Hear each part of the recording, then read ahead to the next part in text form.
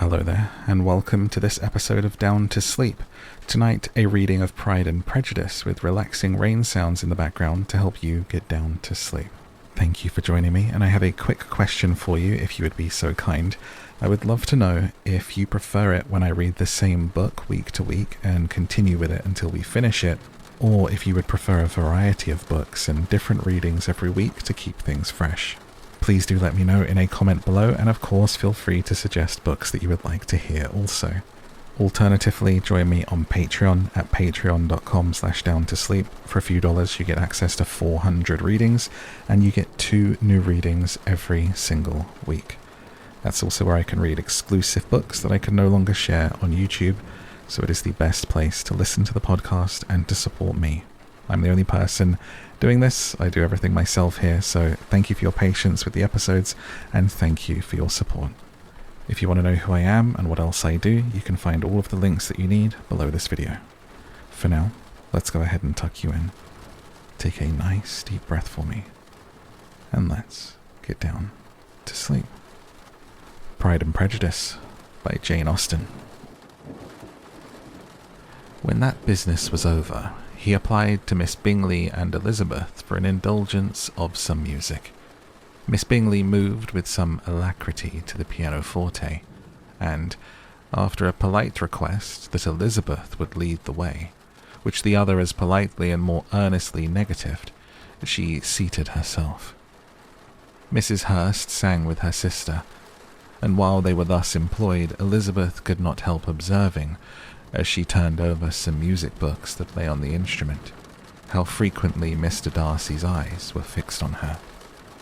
She hardly knew how to suppose that she could be an object of admiration to so great a man, and yet that he should look at her because he disliked her was still more strange.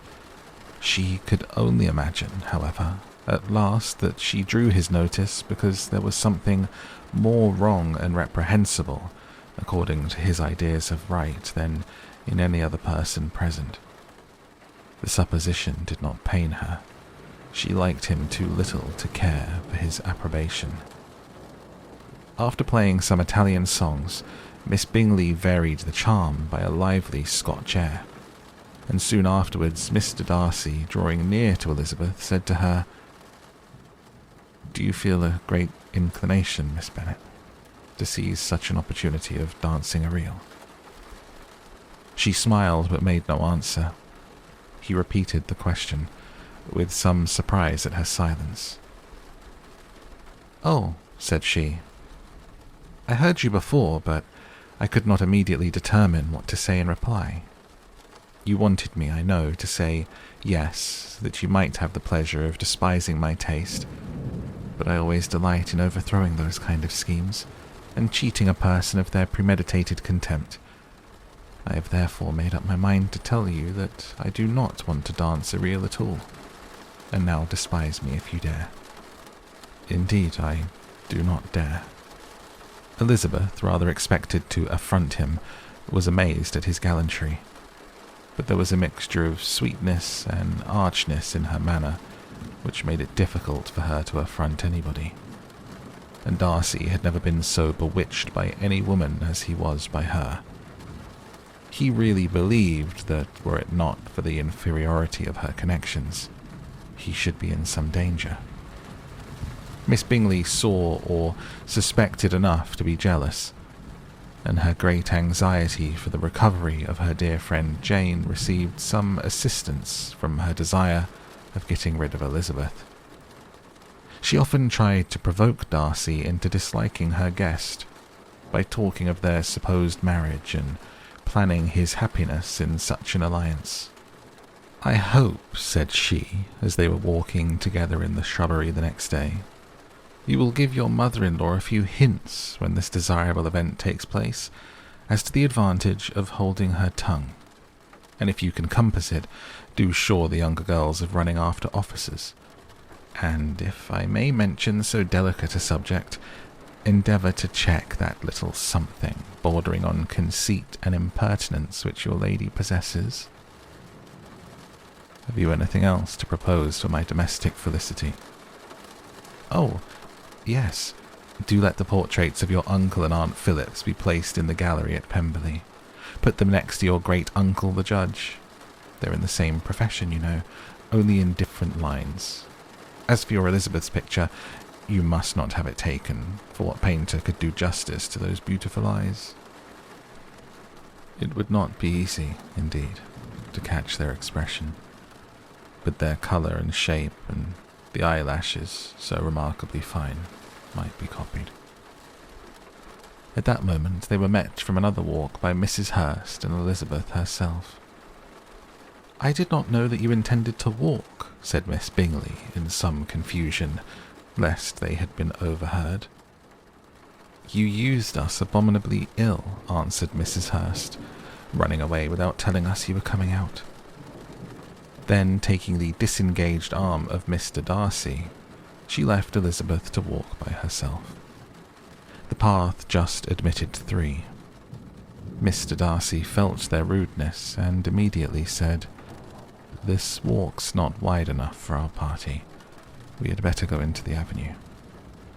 But Elizabeth, who had not the least inclination to remain with them, laughingly answered, No, stay where you are. You are charmingly grouped and appear to uncommon advantage.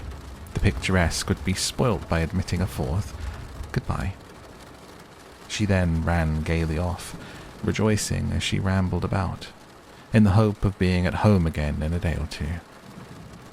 Jane was already so much recovered as to intend leaving her room for a couple of hours that evening. When the ladies removed after dinner, Elizabeth ran up to her sister, and seeing her, well guarded from cold, attended her into the drawing-room, where she was welcomed by her 2 friends with many professions of pleasure, and Elizabeth had never seen them so agreeable as they were during the hour which passed before the gentlemen appeared. Their powers of conversation were considerable. They could describe an entertainment with accuracy, relate an anecdote with humour, and laugh at their acquaintance with spirit.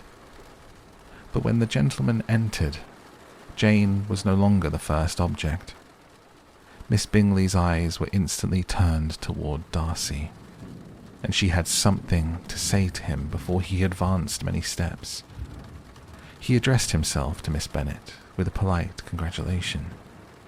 Mr. Hurst also made her a slight bow, and said he was very glad, but diffuseness and warmth remained for Bingley's salutation.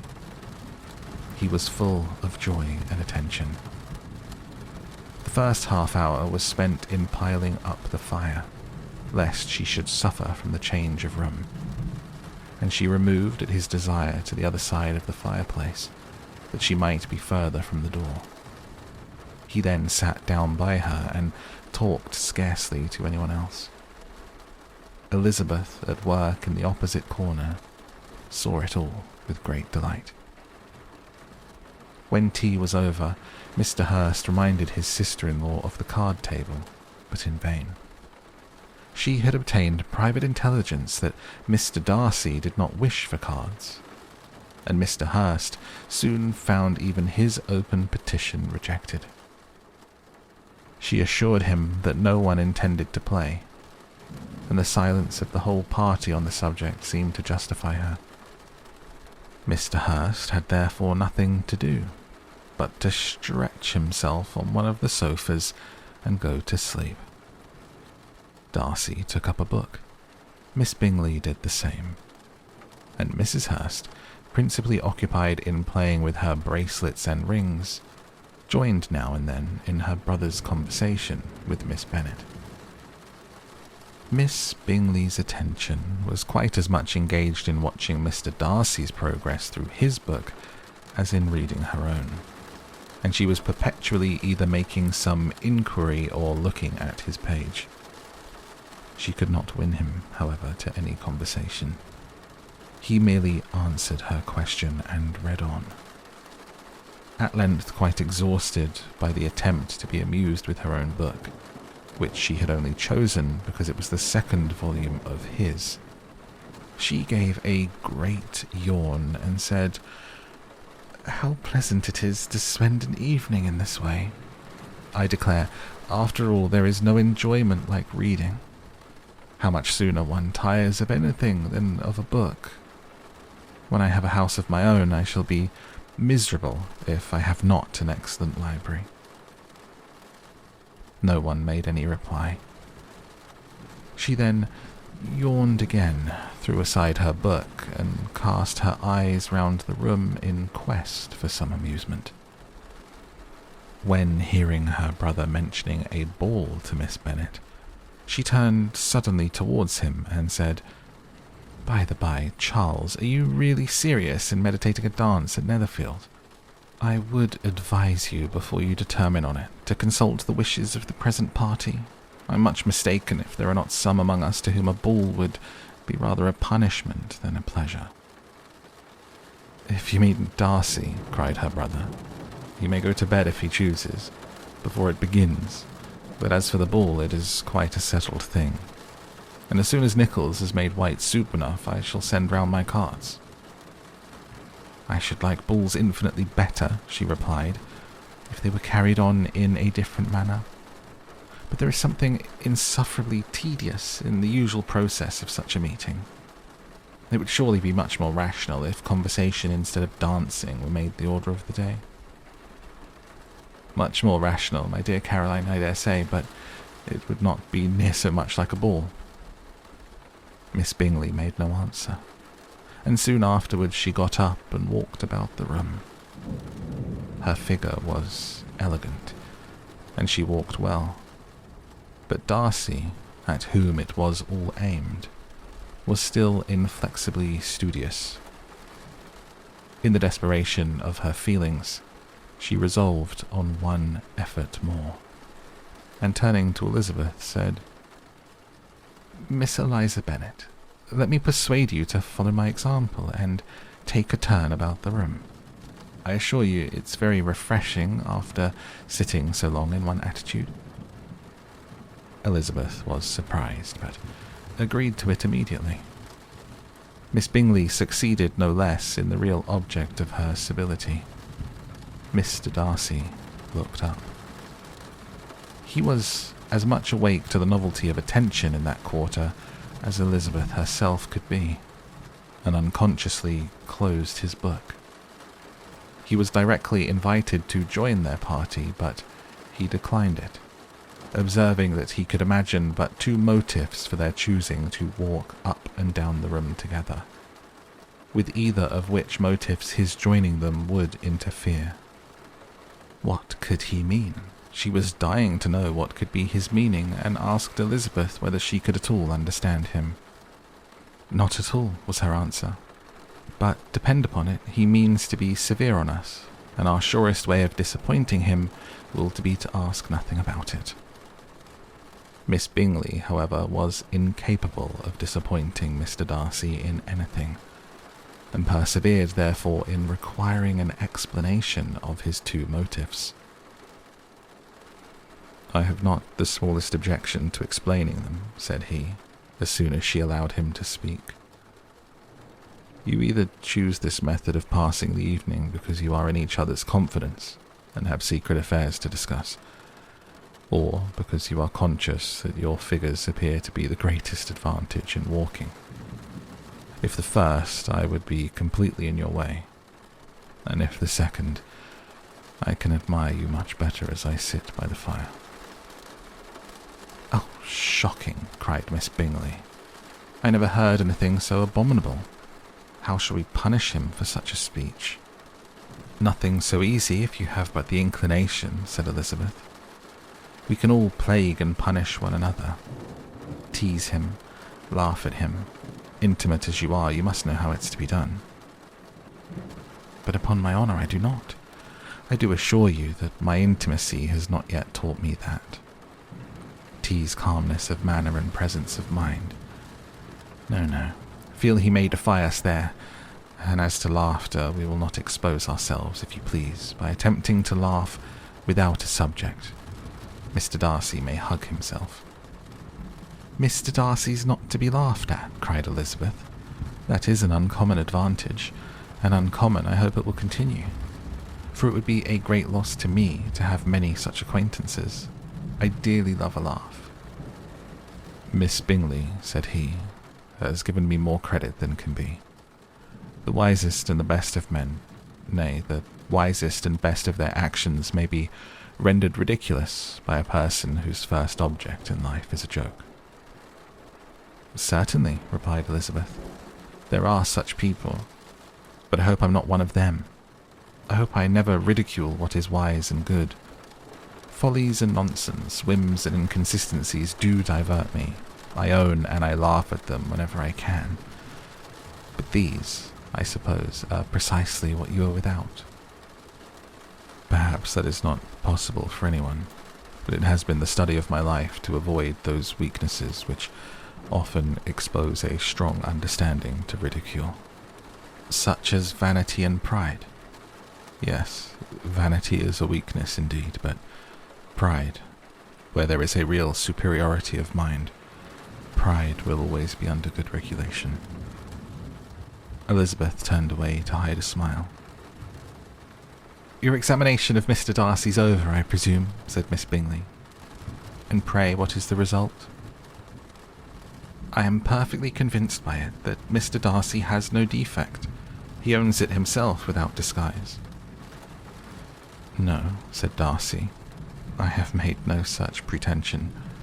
I have faults enough, but they are not, I hope, of understanding. My temper I dare not vouch for.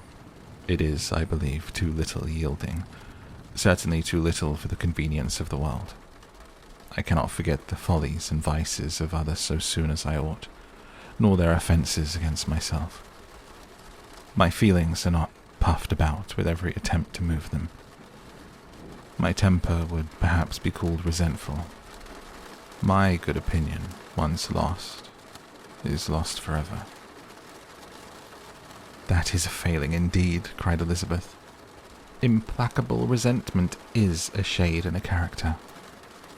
But you have chosen your fault well. I really cannot laugh at it. You are safe from me." "There is, I believe, in every disposition, a tendency to some particular evil, a natural defect, which not even the best education can overcome." "And your defect is to hate everybody." "And yours," he replied with a smile, "is willfully to misunderstand them." "Do let us have a little music," cried Miss Bingley, tired of a conversation in which she had no share. "Louisa, you'll not mind my waking Mr. Hurst?" Her sister had not the smallest objection, and the pianoforte was opened.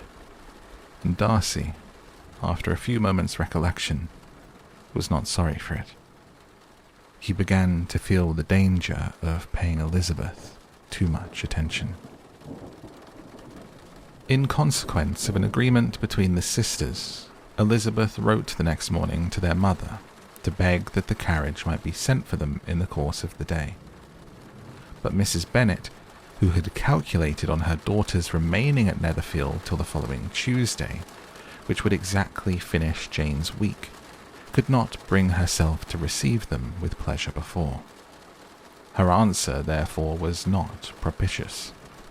At least not to Elizabeth's wishes, for she was impatient to get home. Mrs. Bennet sent them word that they could not possibly have the carriage before Tuesday, and in her postscript it was added that if Mr. Bingley and his sister pressed them to stay longer, she could spare them very well. Against staying longer, however, Elizabeth was positively resolved, nor did she much expect it would be asked, and fearful, on the contrary, as being considered as intruding themselves needlessly long. She urged Jane to borrow Mr. Bingley's carriage immediately, and at length it was settled that their original design of leaving Netherfield that morning should be mentioned and the request made. The communication excited many professions of concern, and enough was said of wishing them to stay at least till the following day to work on Jane. Until the morrow their going was deferred. Miss Bingley was then sorry that she had proposed the delay, for her jealousy and dislike of one sister much exceeded her affection for the other. The master of the house heard with real sorrow that they were to go so soon, and repeatedly tried to persuade Miss Bennet that it would not be safe for her, that she was not enough recovered. But Jane was firm where she felt herself to be right. To Mr. Darcy, it was welcome intelligence. Elizabeth had been at Netherfield long enough. She attracted him more than he liked, and Miss Bingley was uncivil to her, and more teasing than usual to himself. He wisely resolved to be particularly careful that no sign of admiration should now escape him, nothing that could elevate her with the hope of influencing his felicity. Sensible that if such an idea had been suggested, his behaviour during the last day must have material weight in confirming or crushing it.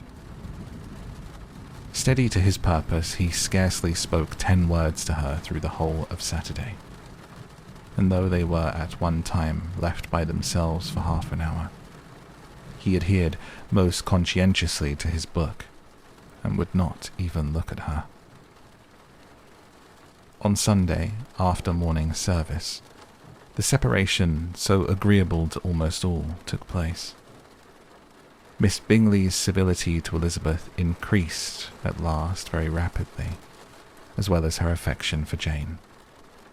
And when they parted, after assuring the latter of the pleasure it would always give her to see her either at Longbourn or Netherfield, and embracing her most tenderly, she even shook hands with the former. Elizabeth took leave of the whole party in the liveliest of spirits. They were not welcomed home very cordially by their mother. Mrs. Bennet wondered at their coming, and thought them very wrong to give so much trouble, and was sure Jane would have caught cold again. But their father, though very laconic in his expressions of pleasure, was really glad to see them. He had felt their importance in the family circle. The evening conversation, when they were all assembled, had lost much of its animation, and almost all its sense by the absence of Jane and Elizabeth. They found Mary, as usual, deep in the study of thorough base and human nature, and had some extracts to admire and some new observations of threadbare morality to listen to. Catherine and Lydia had information for them of a different sort. Much had been done and much had been said in the regiment since the preceding Wednesday. Several of the officers had dined lately with their uncle. A private had been flogged, and it had actually been hinted that Colonel Forster was going to be married. "I hope, my dear," said Mr. Bennet to his wife as they were at breakfast the next morning, "that you have ordered a good dinner today, because I have reason to expect an addition to our family party." "Who do you mean, my dear?" "I know of nobody that is coming, I'm sure, unless Charlotte Lucas should happen to call in, and I hope my dinners are good enough for her. I do not believe she often sees such at home." "The person of whom I speak is a gentleman and a stranger." Mrs. Bennet's eyes sparkled. "A gentleman and a stranger? It's Mr. Bingley, I'm sure. Well, I'm sure I shall be extremely glad to see Mr. Bingley. But, good Lord, how unlucky. There's not a bit of fish to be got today. Lydia, my love, ring the bell. I must speak to Hill this moment." "It is not Mr. Bingley," said her husband. "It is a person whom I never saw in the whole course of my life." This roused a general astonishment, and he had the pleasure of being eagerly questioned by his wife and his 5 daughters at once. After amusing himself some time with their curiosity, he thus explained. "About a month ago I received this letter, and about a fortnight ago I answered it, for I thought it is a case of some delicacy, and requiring early attention. It is from my cousin, Mr. Collins, who, when I am dead, may turn you all out of this house as soon as he pleases." "Oh, my dear," cried his wife, "I cannot bear to hear that mentioned. Pray do not talk of that odious man. I do think it is the hardest thing in the world that your estate should be entailed away from your own children. And I'm sure if I had been you, I should have tried long ago to do something or other about it." Jane and Elizabeth tried to explain to her the nature of an entail. They had often attempted to do it before, but it was a subject on which Mrs. Bennet was beyond the reach of reason, and she continued to rail bitterly against the cruelty of settling an estate away from a family of 5 daughters in favour of a man whom nobody cared anything about. "It is certainly a most iniquitous affair," said Mr. Bennet, "and nothing can clear Mr. Collins from the guilt of inheriting Longbourn. But if you will listen to his letter, you may perhaps be a little softened by his manner of expressing himself." "No, that I am sure I shall not, and I think it very impertinent of him to write to you at all, and very hypocritical. I hate such false friends. Why could he not keep on quarrelling with you as his father did before him?" "Why, indeed, he does seem to have had some filial scruples on that head, as you will hear." "Dear sir, the disagreement subsisting between yourself and my late honoured father always gave me much uneasiness, and since I have had the misfortune to lose him, I have frequently wished to heal the breach. But for some time I was kept back by my own doubts, fearing lest it might seem disrespectful to his memory for me to be on good terms with anyone with whom it had always pleased him to be at variance. My mind, however, is now made up on the subject, for having received ordination at Easter, I have been so fortunate as to be distinguished by the patronage of the Right Honourable Lady Catherine de Bourgh, widow of Sir Lewis de Bourgh, whose bounty and beneficence has preferred me to the valuable rectory of this parish, where it shall be my earnest endeavour to demean myself with grateful respect towards her ladyship, and be ever ready to perform those rites and ceremonies which are instituted by the Church of England.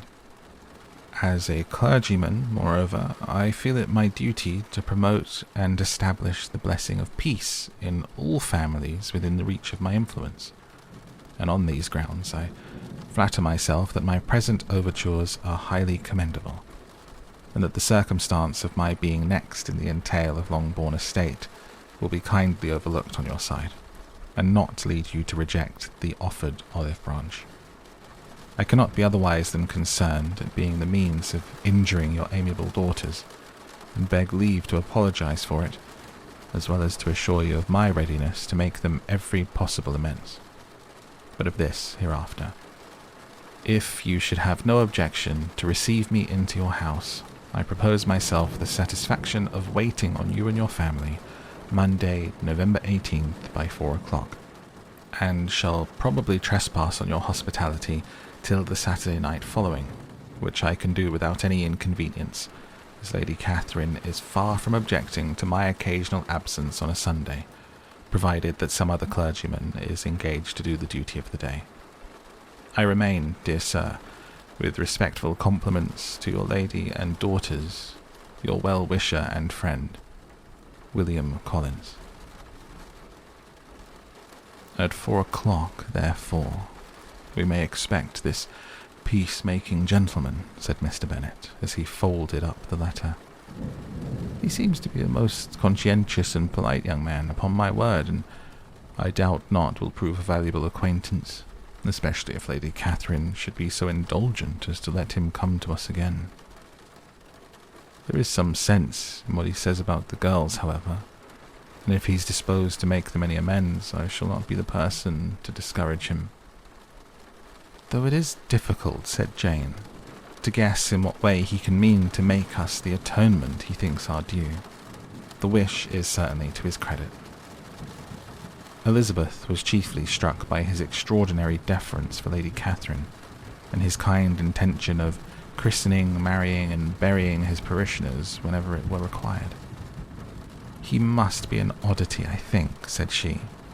I cannot make him out. There is something very pompous in his style. And what can you mean by apologizing for being next in the entail? We cannot suppose he would help it if he could. Could he be a sensible man, sir? No, my dear, I think not. I have great hopes of finding him quite the reverse. There is a mixture of civility and self-importance in his letter which promises well. I'm impatient to see him. In point of composition, said Mary, the letter does not seem defective. The idea of the olive branch perhaps is not wholly new, yet I think it is well expressed. To Catherine and Lydia, neither the letter nor its writer were in any degree interesting. It was next to impossible that their cousin should come in a scarlet coat, and it was now some weeks since they had received pleasure from the society of a man in any other colour. As for their mother, Mr. Collins's letter had done away much of her ill will, and she was preparing to see him with a degree of composure which astonished her husband and daughters.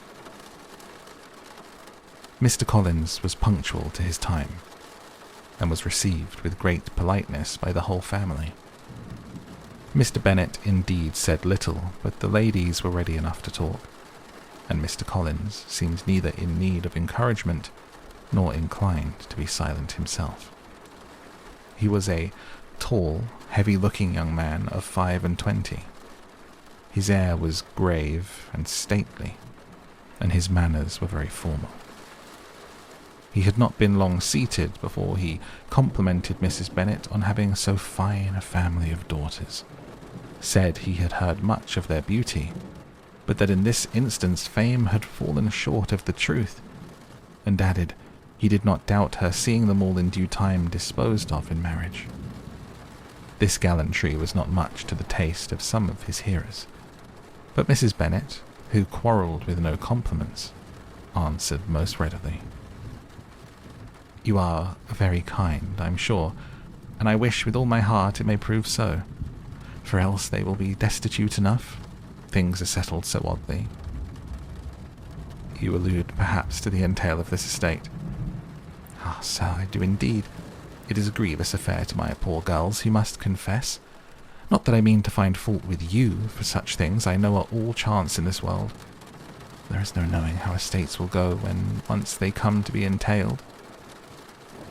I am very sensible, madam, of the hardship to my fair cousins, and I could say much on the subject, but that I am cautious of appearing forward and precipitate. But I can assure the young ladies that I come prepared to admire them. At present I will not say more, but perhaps when we are better acquainted. He was interrupted by a summons to dinner, and the girls smiled on each other. They were not the only objects of Mr. Collins's admiration. The hall, the dining room, and all its furniture were examined and praised, and his commendation of everything would have touched Mrs. Bennet's heart, but for the mortifying supposition of his viewing it all as his own future property. The dinner, too, in its turn, was highly admired, and he begged to know which of his fair cousins the excellency of its cooking was owing. But he was set right there by Mrs. Bennet, who assured him with some asperity that they were very able to keep a good cook, and that her daughters had nothing to do in the kitchen. He begged a pardon for having displeased her. In a softened tone, she declared herself not at all offended, but he continued to apologize for about a quarter of an hour. During dinner, Mr. Bennet scarcely spoke at all, but when the servants were withdrawn, he thought it time to have some conversation with his guest, and therefore started a subject in which he expected him to shine, by observing that he seemed very fortunate in his patroness. Lady Catherine de Bourgh's attention to his wishes and consideration for his comfort appeared very remarkable. Mr. Bennet could not have chosen better. Mr. Collins was eloquent in her praise.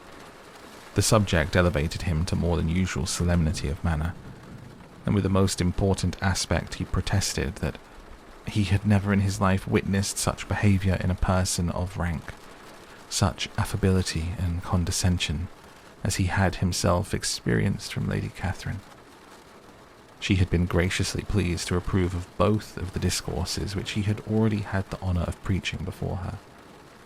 She had also asked him twice to dine at Rosings, and had sent for him only the Saturday before, to make up for her pool of quadrille in the evening. Lady Catherine was reckoned proud by many people he knew, but he had never seen anything but affability in her.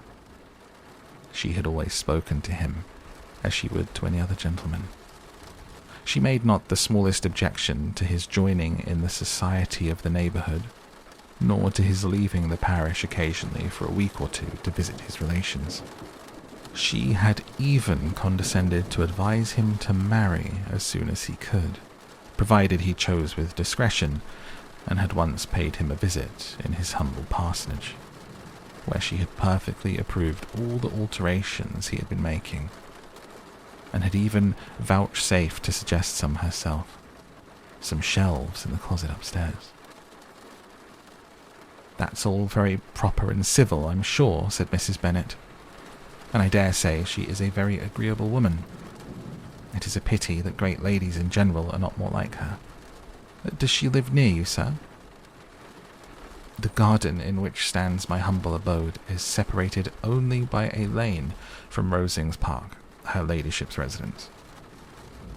"I think you said she has a widow, sir. Has she any family?" "She has only one daughter, the heiress of Rosings, and of very extensive property." "Ah," said Mrs. Bennet, shaking her head. "Then she's better off than many girls.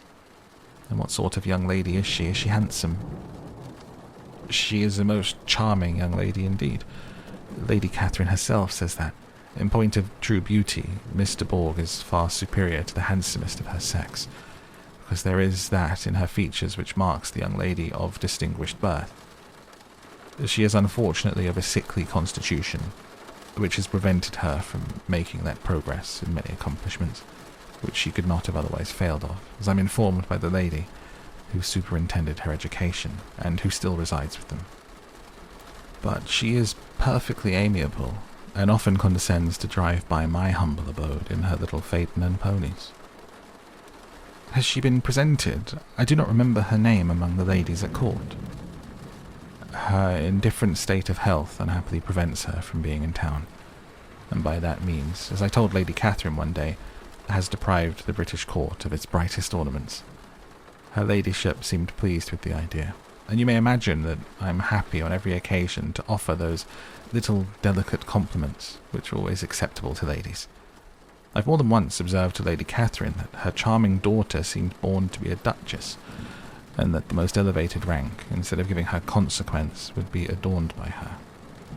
These are the kind of little things which please her ladyship, and it is a sort of attention which I conceive myself peculiarly bound to pay." "You judge very properly," said Mr. Bennet, "and it is happy for you that you possess the talent of flattering with delicacy. May I ask whether these pleasing attentions proceed from the impulse of the moment, or are the result of previous study?" "They arise chiefly from what's passing at the time, and though I sometimes amuse myself with suggesting and arranging such little elegant compliments as may be adapted to ordinary occasions, I always wish to give them as unstudied an air as possible." Mr. Bennet's expectations were fully answered. His cousin was as absurd as he had hoped, and he listened to him with the keenest enjoyment, maintaining at the same time the most resolute composure of countenance, and, except in an occasional glance at Elizabeth, requiring no partner in his pleasure. By tea-time, however, the dose had been enough, and Mr. Bennet was glad to take his guest into the drawing-room again, and when tea was over, glad to invite him to read aloud to the ladies. Mr. Collins readily assented, and a book was produced, but, on beholding it, for everything announced it to be from a circulating library, he started back, and begging pardon, protested that he never read novels. Kitty stared at him, and Lydia exclaimed. Other books were produced, and after some deliberation he chose Fordyce's Sermons. Lydia gaped as he opened the volume, and before he had, with very monotonous solemnity, read 3 pages, she interrupted him with, "Do you know, Mamma, that my Uncle Phillips talks of turning away Richard, and if he does, Colonel Forster will hire him. My aunt told me so herself on Saturday. I shall walk to Meryton tomorrow to hear more about it, and to ask when Mr. Denny comes back from town." Lydia was bid by her 2 eldest sisters to hold her tongue, but Mr. Collins, much offended, laid aside his book and said, "I have often observed how little young ladies are interested by books of a serious stamp, though written solely for their benefit. It amazes me, I confess, for certainly there can be nothing so advantageous to them as instruction, but I will no longer importune my young cousin." Then turning Mr. Bennet, he offered himself as his antagonist at backgammon. Mr. Bennet accepted the challenge, observing that he acted very wisely in leaving the girls to their own trifling amusements. Mrs. Bennet and her daughters apologized most civilly for Lydia's interruption, and promised that it should not occur again, if he would resume his book. But Mr. Collins, after assuring them that he bore his young cousin no ill will, and should never resent her behaviour as any affront, seated himself at another table with Mr. Bennet, and prepared for backgammon.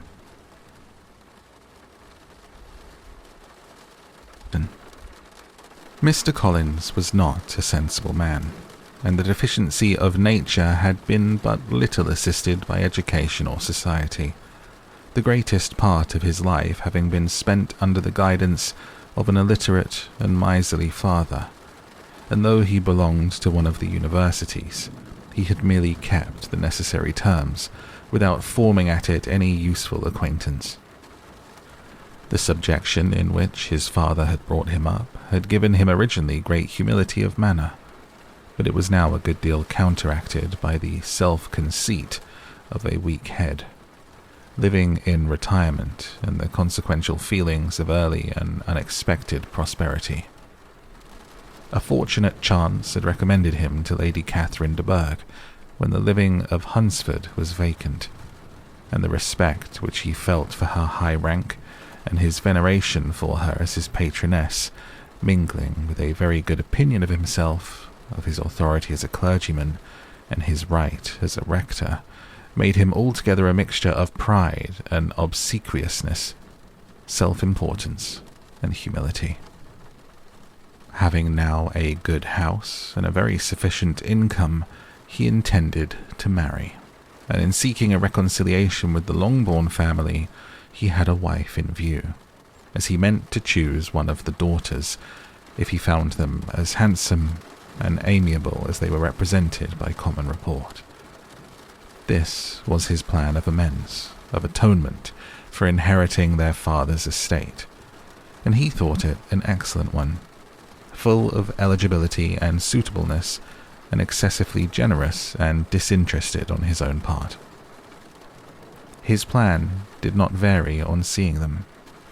Miss Bennet's lovely face confirmed his views, and established all his strictest notions of what was due to seniority, and for the first evening she was his settled choice.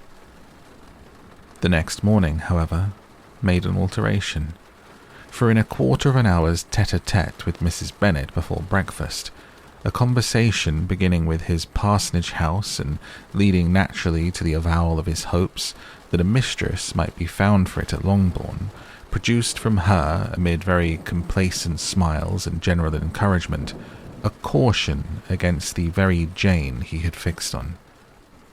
As to her younger daughters, she could not take upon her to say. She could not positively answer, but she did not know of any prepossession. Her eldest daughter she must just mention.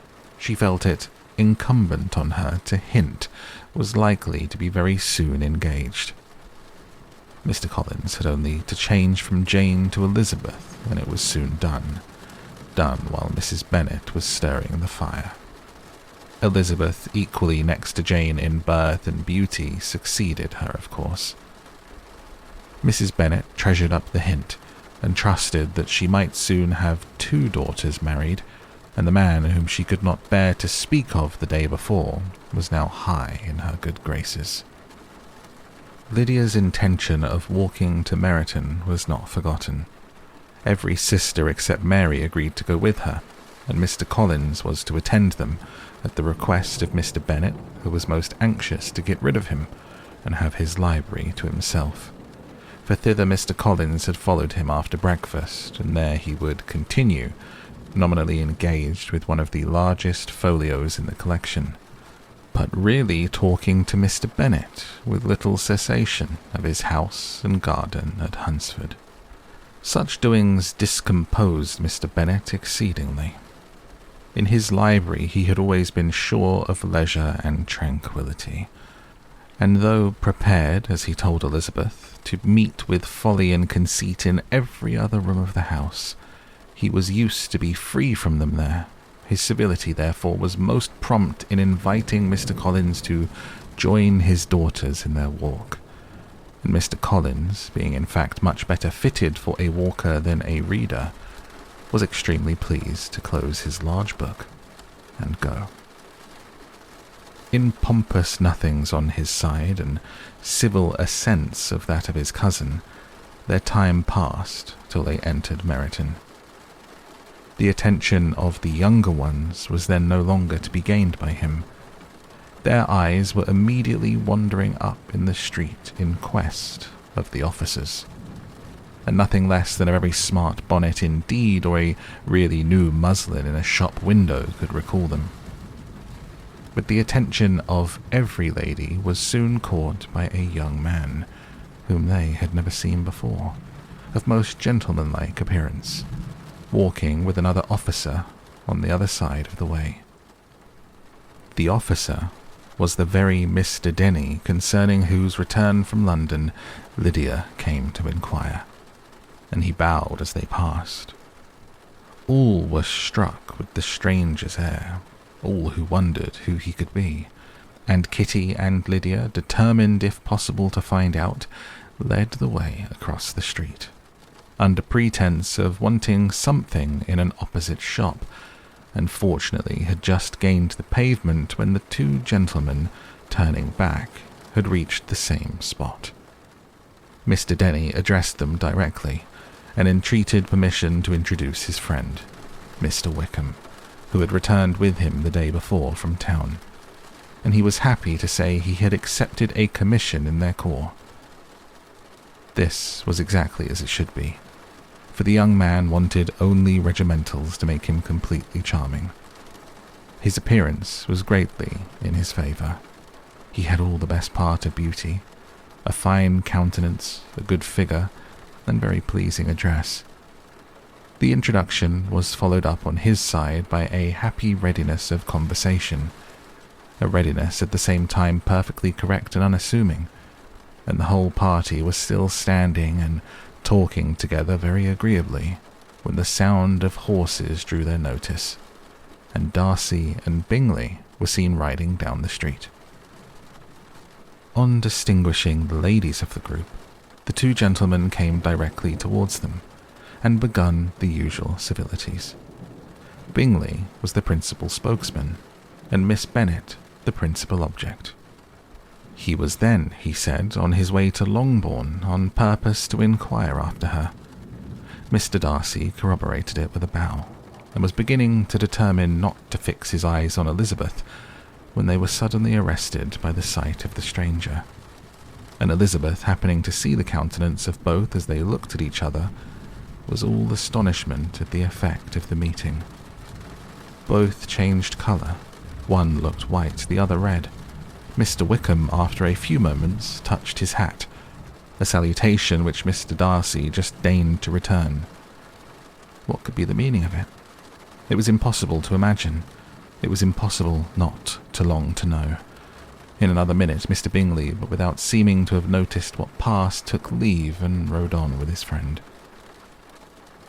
Mr. Denny and Mr. Wickham walked with the young ladies to the door of Mr. Phillips's house, and then made their bows, in spite of Miss Lydia's pressing entreaties that they should come in, and even in spite of Mrs. Phillips's throwing up the parlour window and loudly seconding the invitation. Mrs. Phillips was always glad to see her nieces, and the two eldest, from their recent absence, were particularly welcome. and she was eagerly expressing her surprise at their sudden return home, which, as their own carriage had not fetched them, she should have known nothing about, if she had not happened to see Mr. Jones's shop-boy in the street, who had told her that they were not to send any more drafts to Netherfield, because the Miss Bennets were come away, when her civility was claimed towards Mr. Collins by Jane's introduction of him. She received him with her very best politeness, which he returned with as much more, apologizing for his intrusion, without any previous acquaintance with her, which he could not help flattering himself, however, might be justified by his relationship to the young ladies who introduced him to her notice. Mrs. Phillips was quite awed by such an excess of good breeding, but her contemplation of one stranger was soon put to an end by exclamations and inquiries about the other, of whom, however, she could only tell her nieces what they already knew, that Mr. Denny had brought him from London, and that he was to have a lieutenant's commission in the Shire. She had been watching him the last hour, she said, as he walked up and down the street, and had Mr. Wickham appeared, Kitty and Lydia would certainly have continued the occupation. But unluckily no one passed windows now except a few of the officers who, in comparison with the stranger, were become stupid, disagreeable fellows.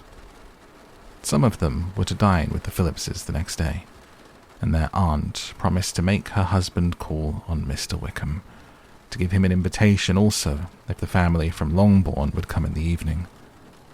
This was agreed to, and Mrs. Phillips protested that they would have a nice, comfortable, noisy game of lottery tickets, and a little bit of hot supper afterwards. The prospect of such delights was very cheering, and they parted in mutual good spirits. Mr. Collins repeated his apologies in quitting the room, and was assured with unwearying civility that they were perfectly needless. As they walked home, Elizabeth related to Jane what she had seen pass between the two gentlemen, but though Jane would have defended either or both had they appeared to be in the wrong, she could no more explain such behaviour than her sister. Mr. Collins, on his return, highly gratified Mrs. Bennet by admiring Mrs. Phillips's manners and politeness. He protested that, except Lady Catherine and her daughter, he had never seen a more elegant woman, for she had not only received him with the utmost civility, but even pointedly included him in her invitation for the next evening, although utterly unknown to her before. Something he supposed might be attributed to his connection with them, but yet he had never met with so much attention in the whole course of his life.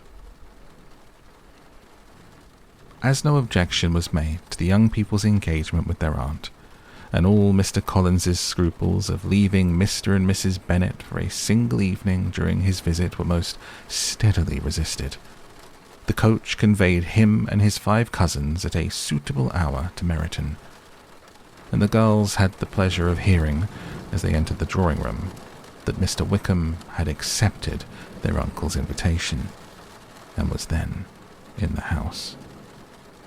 When this information was given, and they had all taken their seats, Mr. Collins was at leisure to look around him and admire, and he was so much struck with the size and furniture of the apartment that he declared he might almost have supposed himself in the small summer breakfast parlour at Rosings, a comparison that did not at first convey much gratification.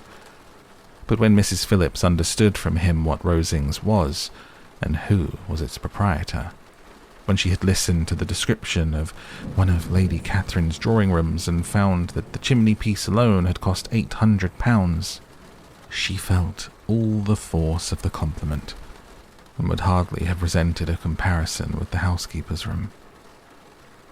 In describing to her all the grandeur of Lady Catherine and her mansion, with occasional digressions in praise of his own humble abode and the improvements it was receiving, he was happily employed until the gentlemen joined them, and he found in Mrs. Phillips a very attentive listener, whose opinion of his consequence increased with what she heard, and who was resolving to retail it all among her neighbours as soon as she could. To the girls, who could not listen to their cousin, and who had nothing to do but to wish for an instrument and examine their own indifferent imitations of china on the mantelpiece, the interval of waiting appeared very long. It was over, at last, however. The gentleman did approach, and when Mr. Wickham walked into the room, Elizabeth felt that she had neither been seeing him before nor thinking of him since with the smallest degree of unreasonable admiration. The officers of the shire were in general a very creditable, gentlemanlike set, and the best of them were of the present party. But Mr. Wickham was as far beyond them all in person, countenance, air, and walk as they were superior to the broad-faced, stuffy Uncle Phillips breathing port wine who followed them into the room. Mr. Wickham was the happy man towards whom almost every female eye was turned, and Elizabeth was the happy woman by whom he finally seated himself, and the agreeable manner in which he immediately fell into conversation, though it was only on it being a wet night, made her feel that the commonest, dullest, most threadbare topic might be rendered interesting by the skill of the speaker.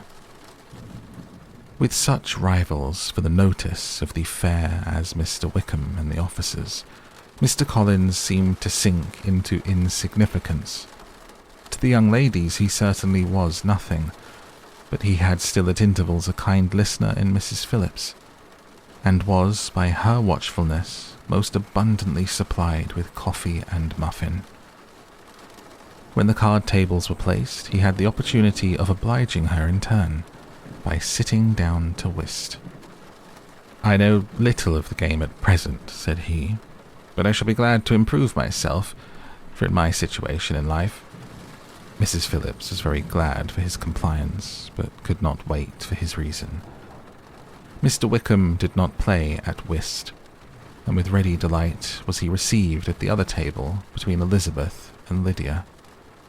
At first there seemed danger of Lydia's engrossing him entirely, for she was a most determined talker, but being likewise extremely fond of lottery tickets, she soon grew too much interested in the game, too eager in making bets and exclaiming after prizes to have attention for anyone in particular. Allowing for the common demands of the game, Mr. Wickham was therefore at leisure to talk to Elizabeth, and she was very willing to hear him, though what she chiefly wished to hear she could not hope to be told: the history of his acquaintance with Mr. Darcy. She dared not even mention that gentleman. Her curiosity, however, was unexpectedly relieved. Mr. Wickham began the subject himself. He inquired how far Netherfield was from Meryton, and after receiving her answer, asked in a hesitating manner how long Mr. Darcy had been staying there. "About a month," said Elizabeth, and then, unwilling to let the subject drop, added, "He's a man of very large property in Derbyshire, I understand." "Yes," replied Mr. Wickham. "His estate there is a noble one, a clear 10,000 per annum. You could not have met with a person more capable of giving you certain information on that head than myself, for I have been connected with his family in a particular manner from my infancy." Elizabeth could not but look surprised. "You may well be surprised, Miss Bennet, at such an assertion, after seeing, as you probably might, the very cold manner of our meeting yesterday. Are you much acquainted with Mr. Darcy?" "As much as I ever wished to be," cried Elizabeth very warmly. "I have spent 4 days in the same house with him, and I think him very disagreeable." "I have no right to give my opinion," said Wickham, "as to his being agreeable or otherwise. I'm not qualified to form one. I have known him too long and too well to be a fair judge. It is impossible for me to be impartial. But I believe your opinion of him would in general astonish, and perhaps you would not express it quite so strongly anywhere else. Here you are in your own family, Upon my word, I say no more here than I might say in any house in the neighbourhood except Netherfield. He's not at all liked in Hertfordshire. Everybody is disgusted with his pride. You will not find him more favourably spoken of by anyone." "I cannot pretend to be sorry," said Wickham, after a short interruption, "that he or that any man should not be estimated beyond their deserts. But with him, I believe it does not often happen. The world is blinded by his fortune and consequence, or frightened by his high and imposing manners, and sees him only as he chooses to be seen. I should take him, even on my slight acquaintance, to be an ill-tempered man." Wickham only shook his head. "I wonder," said he, at the next opportunity of speaking, "whether he's likely to be in this country much longer." "I do not at all know, but I heard nothing of his going away when I was at Netherfield. I hope your plans in favour of the Shire will not be affected by his being in the neighbourhood." "Oh, no. It is not for me to be driven away by Mr. Darcy. If he wishes to avoid seeing me, he must go. We are not on friendly terms, and it always gives me pain to meet him. But I have no reason for avoiding him but what I might proclaim before all the world, a sense of very great ill-usage and most painful regrets at his being what he is. His father, Miss Bennet, the late Mr. Darcy, was one of the best men that ever breathed, and the truest friend I ever had. And I can never be in company with this Mr. Darcy without being grieved to the soul by 1,000 tender recollections. His behaviour to myself has been scandalous, but I verily believe I could forgive him anything and everything, rather than his disappointing the hopes and disgracing the memory of his father." Elizabeth found the interest of the subject increase, and listened with all her heart, but the delicacy of it prevented further inquiry. Mr. Wickham began to speak on more general topics, Meryton, the neighbourhood, the society, appearing highly pleased with all that he had yet seen, and speaking of the latter with gentle but very intelligible gallantry. It was the prospect of constant society and good society, he added, which was my chief inducement to enter the Shire. I knew it to be a most respectable, agreeable corps, and my friend Denny tempted me further by his account of their present quarters, and the very great attentions and excellent acquaintances Meryton had procured them. Society, I own, is necessary to me. I've been a disappointed man, and my spirits will not bear solitude. I must have employment in society. A military life is not what I was intended for, but circumstances have now made it eligible. The church ought to have been my profession. I was brought up for the church, and I should at this time have been in possession of a most valuable living, had it pleased the gentleman we were speaking of just now. Indeed. Yes. The late Mr. Darcy bequeathed me the next presentation of the best living in his gift. He was my godfather, and excessively attached to me. I cannot do justice to his kindness. He meant to provide for me amply, and I thought he had done it. But when the living fell, it was given elsewhere. "Good heavens!" cried Elizabeth. "But how could that be? How could his will be disregarded? Why did you not seek legal redress?" "There was just such an informality in the terms of the bequest as to give me no hope from law. A man of honour could not have doubted the intention, but Mr. Darcy chose to doubt it, or to treat it as a merely conditional recommendation, and to assert that I had forfeited all claim to it by extravagance, imprudence, in short, anything or nothing. Certain it is that the living became vacant 2 years ago, exactly as I was of an age to hold it, and that it was given to another man. And no less certain is it that I cannot accuse myself of having really done anything to deserve to lose it. I have a warm, unguarded temper, and I may have spoken my opinion of him and to him too freely. I can recall nothing worse. But the fact is that we are very different sort of men, and that he hates me." "That is quite shocking. He deserves to be publicly disgraced.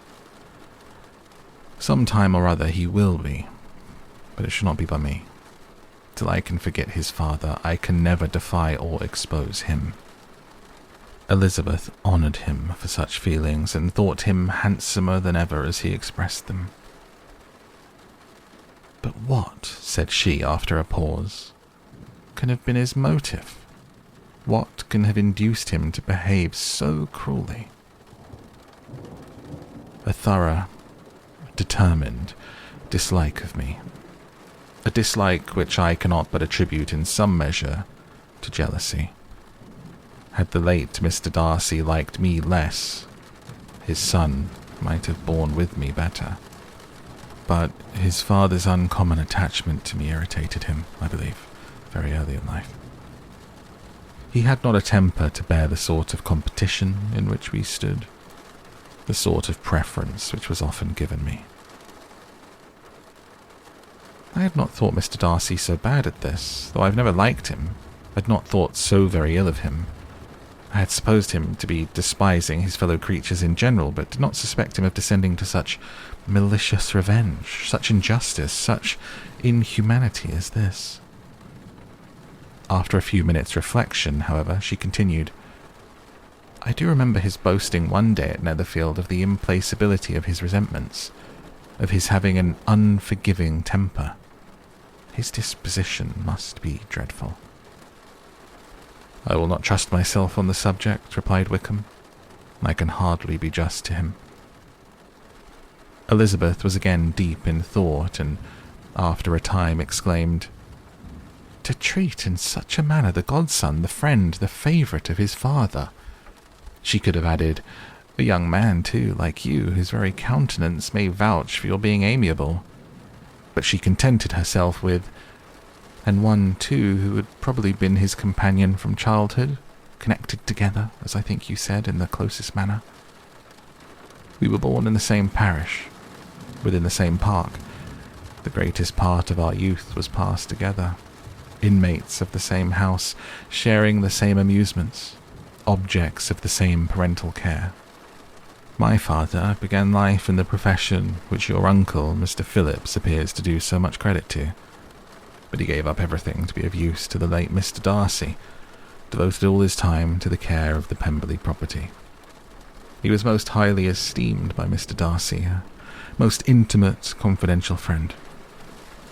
Mr. Darcy often acknowledged himself to be under the greatest obligations to my father's active superintendence, and when, immediately before my father's death, Mr. Darcy gave him a voluntary promise of providing for me, I'm convinced he felt it to be as much a debt of gratitude to him as of his affection to myself. How strange, cried Elizabeth. How abominable.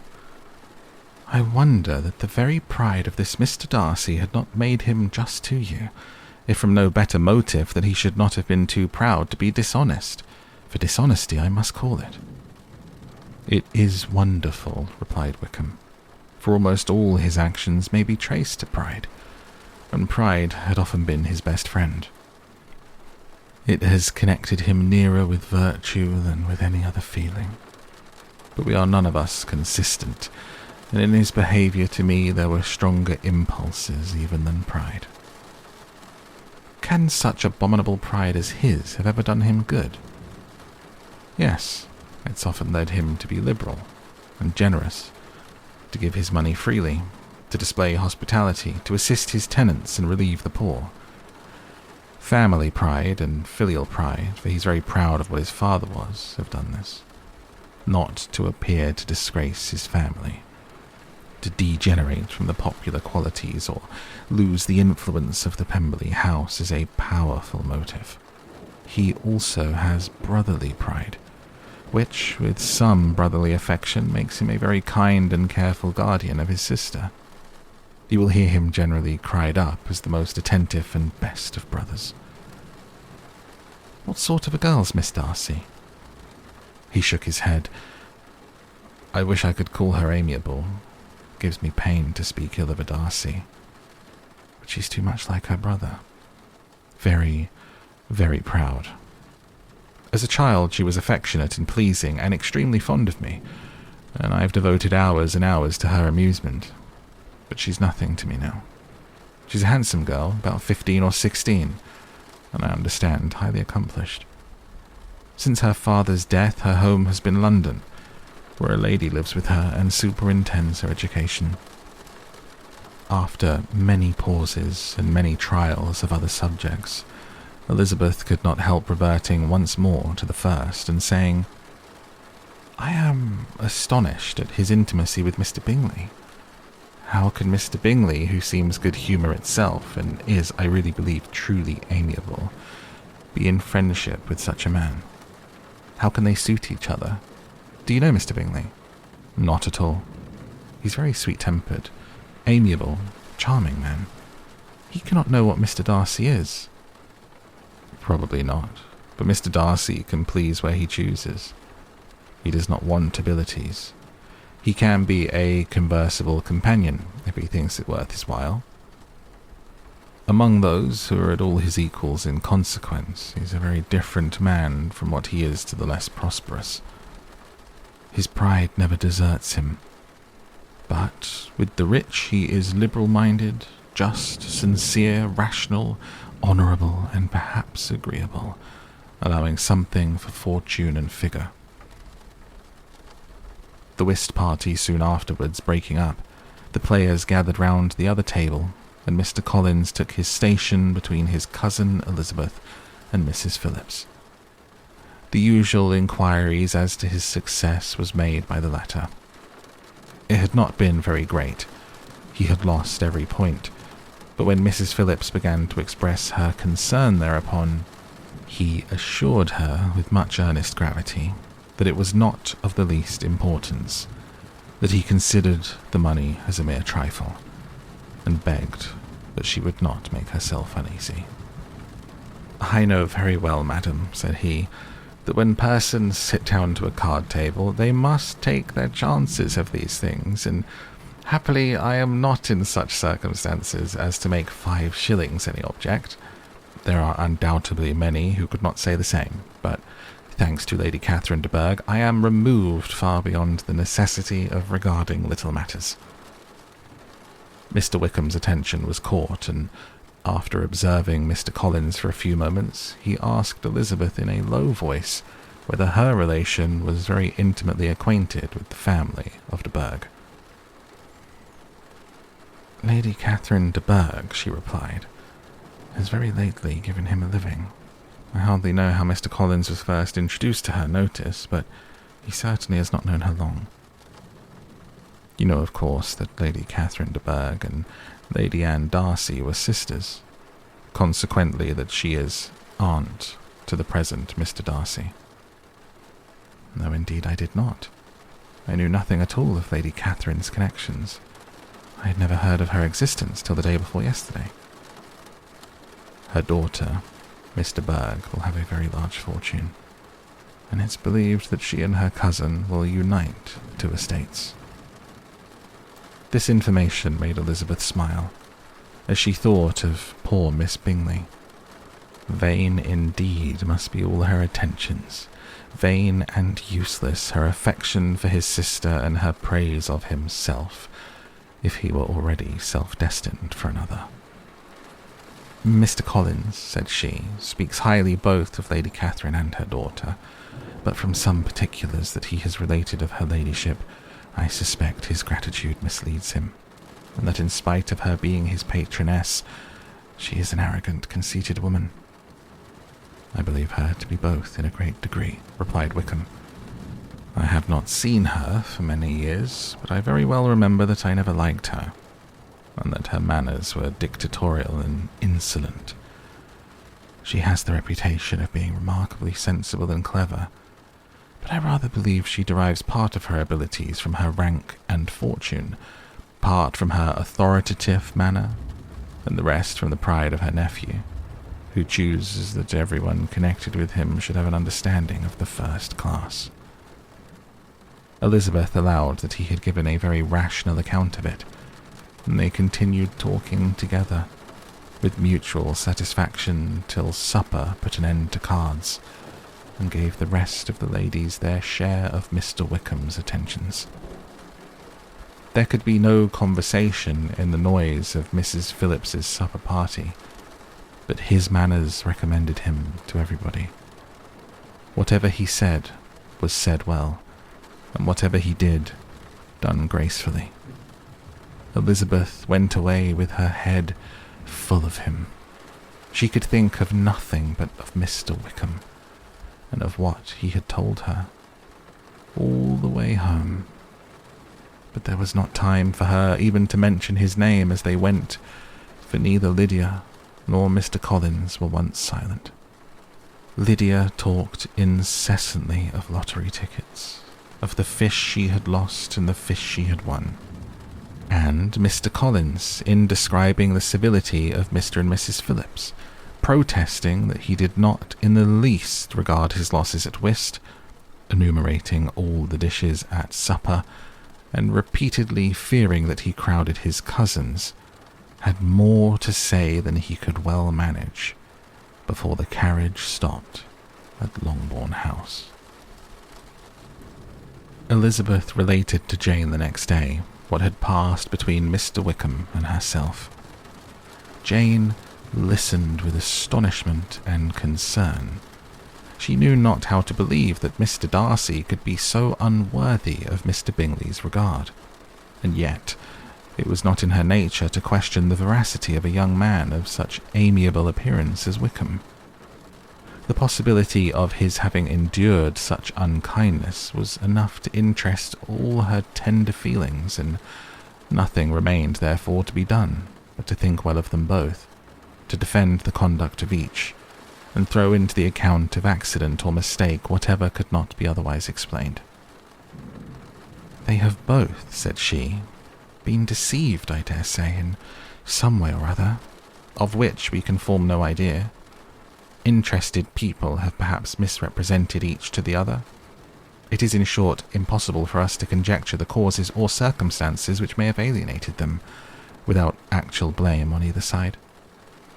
"Very true indeed. And now, my dear Jane, what have you got to say on behalf of the interested people who have probably been concerned in the business?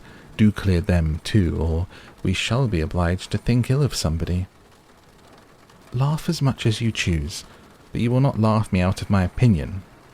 My dearest Lizzie, do but consider in what a disgraceful light it places Mr. Darcy, to be treating his father's favourite in such a manner, one whom his father had promised to provide for.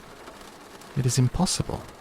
No man of common humanity, no man who had any value for his character, could be capable of it. Can his most intimate friends be so excessively deceived in him? Well, I can much more easily believe Mr. Bingley's being imposed on than that Mr. Wickham should invent such a history of himself as he gave me last night. Names, facts, everything mentioned without ceremony. If it be not so, let Mr. Darcy contradict it. Besides, there was truth in his looks. It is difficult indeed. It is distressing. One does not know what to think. I beg your pardon. One knows exactly what to think. But Jane could think with certainty on only one point. That Mr. Bingley, if he had been imposed on, would have much to suffer when the affair became public. And that is where we close the book tonight on Pride and Prejudice and this episode of Down to Sleep. Thank you for joining me. I hope you enjoyed this reading. It's honestly very interesting going between The Lord of the Rings and Twilight, and when we come back to Pride and Prejudice, it is obviously such a different style. We are back in the classics. We've got big old words that sometimes I have to look up how to pronounce, and that kind of the cadence of this book is just the absolute opposite end of something like Twilight. But it is a pleasure to read, and I hope that you found it suitably sleepy to get down to sleep. I'm enjoying the story as well, and still looking forward to seeing where it's all going. Until next time, thank you, and good night.